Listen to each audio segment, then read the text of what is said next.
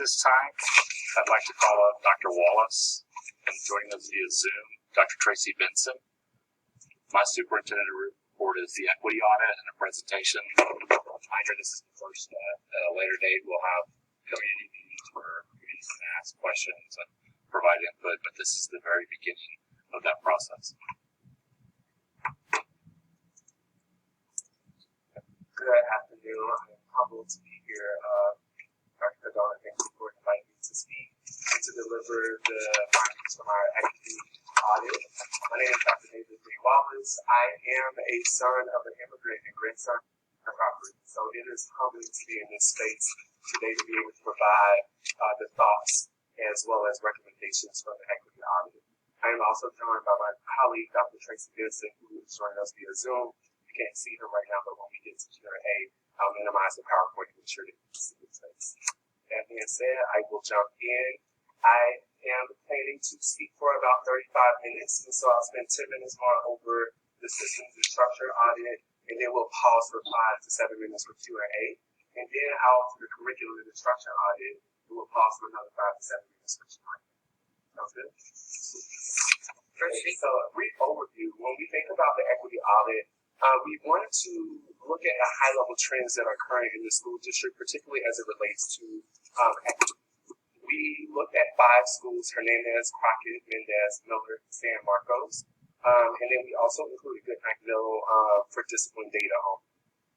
Some areas of study included attendance, discipline, dropout, and the racial climate survey, which was administered to students. Some major findings. Chronic absences have been on a decline over the past 6 years. However, not all students have benefited from this trend. I'll talk about this more in a minute, but I just want to lift that up, that is a trend that we're seeing for the school district, that chronic absences are declining. When it comes to discipline, Miller Middle School was an outlier when it comes to the proportion of discipline compared to other enrolled students. In terms of dropout, unfortunately, dropouts are on an upward trend and should be addressed.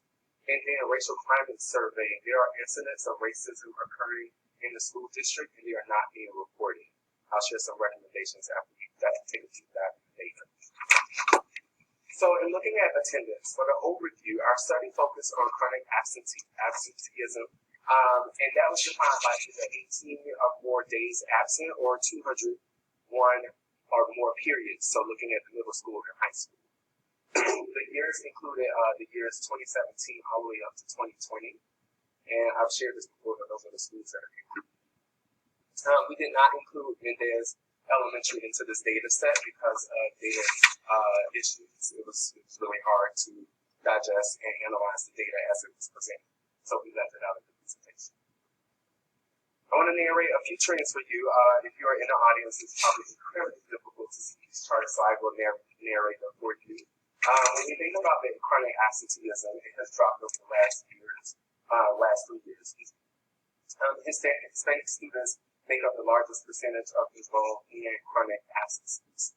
However, one thing that we notice is that our Hispanic students are not benefiting from the drop in absences like other demographics.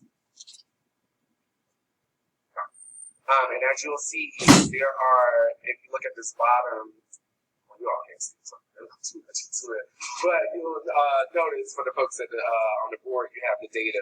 You'll see that the Hispanic students are continuously making up over 50% of the enrollment, and those are also the students that are the most absent from school. I want you to pay close attention to the absences as well as when I talk about the disciplines. So we look at incidents of removals that's including ISS, OSS, and DAP over the last 3 years.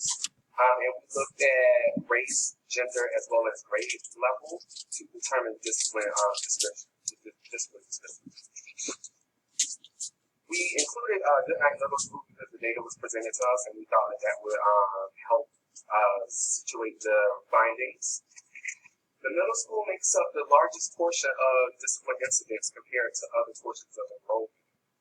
There are a large number and concerning number of incidents between grades 5 and 6 and between grades 8 and 9. When we think about the fact that the middle school only enrolls 33% of the student body, but over 50% of the incidents are coming from the middle school, that is concerning.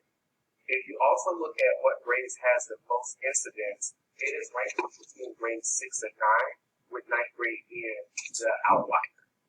And so when we think about that age range, what is happening between grades 5 and 9, that is a concern for us because it is very different from the rest of the enrollment.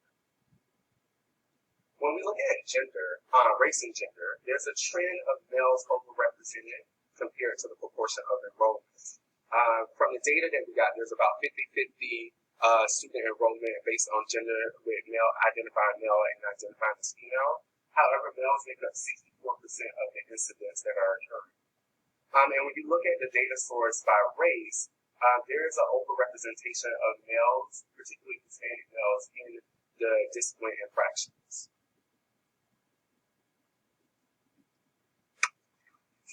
Not only are the males overrepresented, but also our females are overrepresented from the Hispanic background.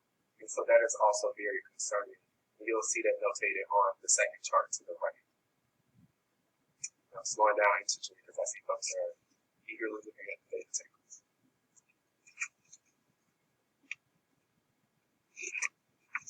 For dropouts, we look at San Marcos High School and we look at the past years from 2017 to 2020. And a few things of concern are coming out as it relates to dropout, particularly with gender. We have seen a stark spike in female dropouts from the school year 2017 up until now. The female dropouts is increasing at an alarming rate. You'll see notated by the blue line. And the male dropouts are continuing to increase, even though they're already too high. And so when we think about the connection between what's happening in terms of discipline at the middle school, and then kids are getting to high school, they are less likely to sustain in high school. And so we need to target the middle school and figure out what's going on there. And then I also want to note that there was a 3-year increase in male dropouts. So we need to wrap our arms around our boys in high school to try to retain them into class. If we explore this data a little further, the Hispanic female group is the largest group of increase over the past 3 years. If you notice the yellow line, for folks in the audience, squint a little bit, you should see the yellow line, which is the second one. You'll see that we started off in 2017 with about 10 dropouts, and that elevated all the way up to 35 for the past school year. That is also very concerning. And then there are also consistent increases with our white female dropouts as well.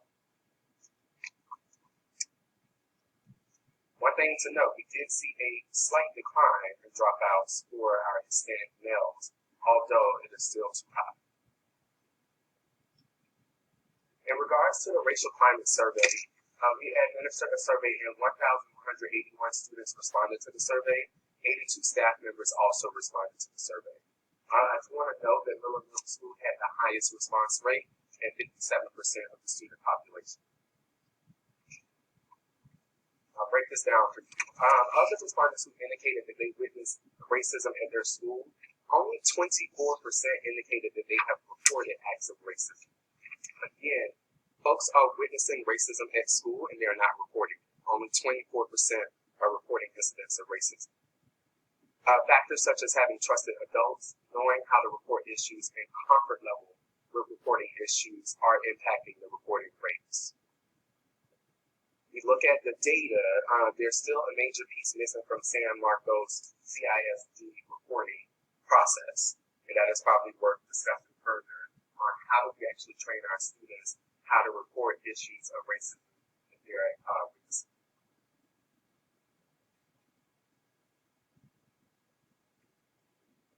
We also saw incident reporting. We see that there are more incidents happening, but they might be underreported. And so, for example, I have heard a student use a racial put down or name. A starking 84% of respondents said yes. I have heard an adult use a racial put down or name. We have 27%, which is still high. No adults, let alone kids, should use any racial put downs. and to see that data reflected in the survey is also concerning. I want to walk through some recommendations. When it comes to attendance, we need to investigate the intersection between suspension and chronic absenteeism. As I shared, if there's so many kids getting suspended in middle school, how can we expect for the kids to be motivated or invested when they get to high school if they've actually sat out of middle school for a good chunk of the school year? And so that's something that we need to investigate more closely. When it comes to discipline, we need to streamline the discipline policies and practices for the district to reduce student suspensions. The goal should be to keep the kids in the classroom, not put them out. When we think about dropouts, we need to develop more intensive middle school strategies as well as ninth grade safeguards to keep our kids in school. And in terms of racial climate, our recommendation is to enroll every school leader as well as designated district leaders into an anti-racist leadership institute to increase not only their racial literacy confidence, but also ability to successfully navigate and combat racism. And I think lastly, we need to reduce supplemental supports and refocus on core instruction. We spoke with school leaders, and that was one of their core challenges that they named, is that we sort of spread ourselves too thin as it relates to supplemental support so that kids can see success, but we need to bring it back to the old days and focus on core instruction, but then also ensure that we are motivating kids to stay in the classroom